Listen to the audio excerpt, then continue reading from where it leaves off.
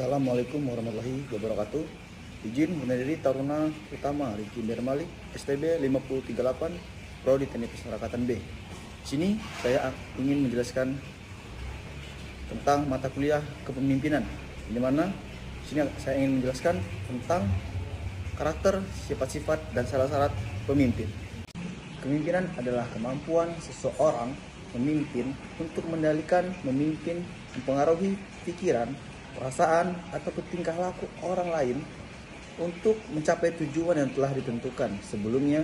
Sedangkan pemimpin adalah orang yang memimpin kelompok 2 orang atau lebih, baik organisasi maupun keluarga.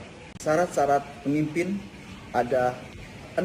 Yang pertama, kecerdasan intelektual, emosional, dan spiritual. Yang kedua adalah integritas dan kredibilitas. Yang ketiga, komitmen, kompetensi, serta disiplin. Yang keempat, aspek kepribadian atau personality. Yang kelima, aspek pengetahuan atau knowledge. Yang keenam adalah aspek pengalaman. Berikut adalah penjelasannya. Yang pertama adalah kecerdasan intelektual. Apa sih kecerdasan intelektual itu?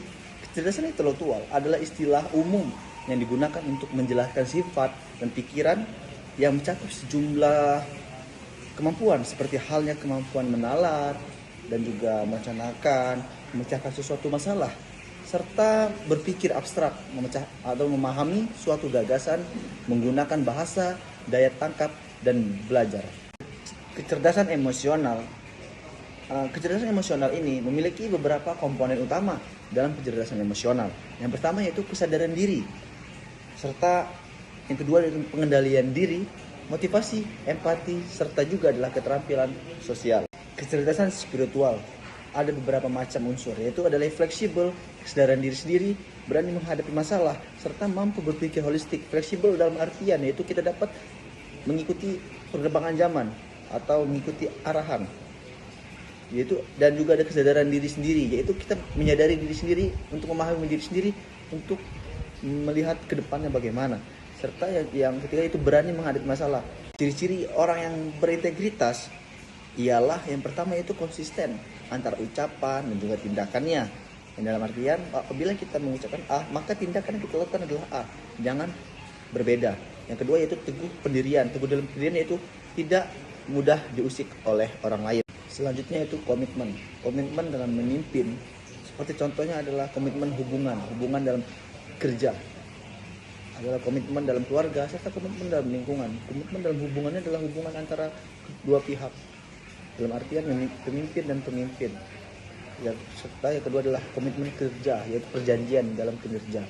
Serta ada komitmen keluarga, seperti kita seorang pria adalah berkomitmen untuk menghidupi sebagai kepala keluarga, menghidupi keluarga kita.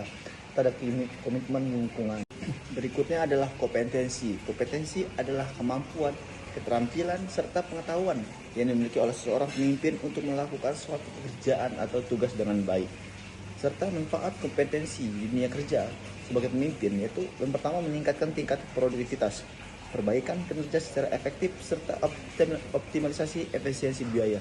Serta yang keempat itu adalah fasilitas komunikasi yang lebih lancar, serta penetapan standar dan evaluasi. Dan yang terakhir yaitu pengembangan profesionalisme untuk karyawan. Selanjutnya yaitu disiplin. Disiplin dalam pemimpin memiliki macam-macam sikap disiplin. Disiplin dalam waktu, disiplin dalam ilmu, disiplin dalam pribadi, serta disiplin sosial. Serta juga ada disiplin kebangsaan.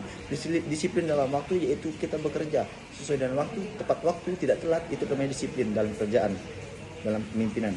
Disiplin dalam ilmu yaitu kita harus selalu menggali ilmu, tidak stuck di situ saja. Serta disiplin dalam pribadi, yaitu pakaian serta kerapihan yang kita lihatkan kepada anak buah. Berikut adalah aspek kepribadian, yaitu komponen-komponen penting dalam aspek kepribadian itu ada yang pertama adalah sifat, nilai, motivasi, emosi, serta konsep diri. Serta juga ada karakternya, karakter, kualitas moral dan etika yang membentuk perilaku seseorang. Serta ada faktor-faktor pengaruh aspek kepribadian. Yang pertama yaitu genetiknya, yang kedua lingkungannya, yang ketiga budaya, keempat pengalaman hidup, kelima pendidikan, serta adalah pola asuh dan juga usia.